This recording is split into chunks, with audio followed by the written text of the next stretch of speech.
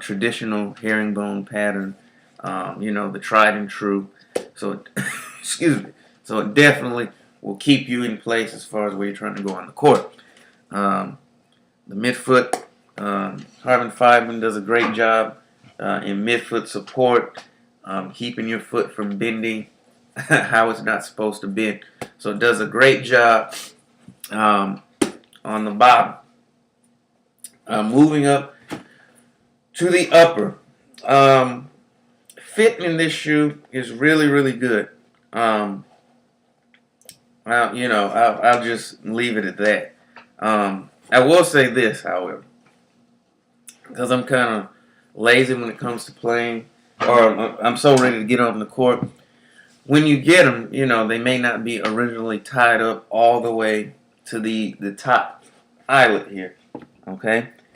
Now, say this. Go ahead and I shouldn't have to, but I'll go ahead and say it. Lace them all the way up to the top.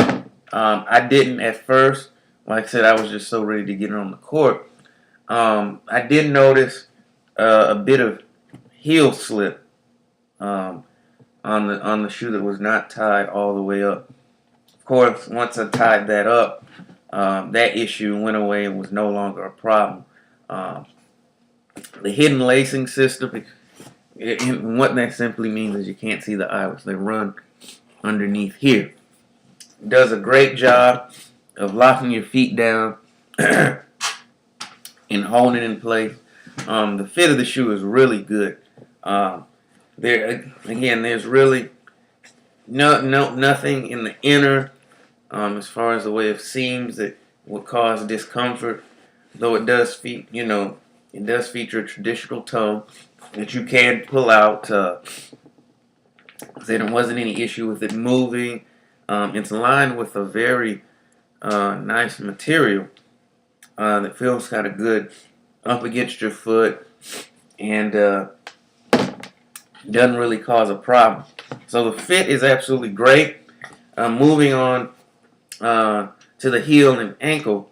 Now it does have, the heel counter does a great job of keeping your foot in place. I never was concerned about while running, rolling or turning my ankle over, anything like that. It definitely provides a lockdown fit at the heel, so I really enjoyed that playing in them. And the mesh does allow for some breathability. I would have liked to have had a little bit more. My feet don't sweat a whole lot, but I would have preferred a little more ventilation. Excuse me. On the upper, just to help dissipate heat a little more. But that's really my only true knock on the shoe. Another thing that I did like about is, and this is true of the OG as well, you can play in them and they hold up very well to wear. I don't know if you can tell, hopefully with the lighting here, but after running tough games for about 3 hours in them, and I was playing in the paint. I wasn't out there running around trying to be pretty so I wouldn't mess them up. We was getting down and dirty in there. And if you can look, it held up very well. Not much in the way of creasing. Of course, there's one, I don't know if you can see it, one there and on the same place on the left shoe. But overall, it held up well. The originals were built very well, and that seemed to translate it over to the Air 3s. So I would definitely recommend, if you can score a pair at a decent price, I would definitely say look at making the investment. The weight they're not a heavy shoe at all. So I think definitely it could be for all around players, even from quicker guards, even some 4 and 5, some bigger players could look at playing in these and actually have a real good experience in them. So these would definitely be put into the hooping rotation. I did like them. They're a good shoe.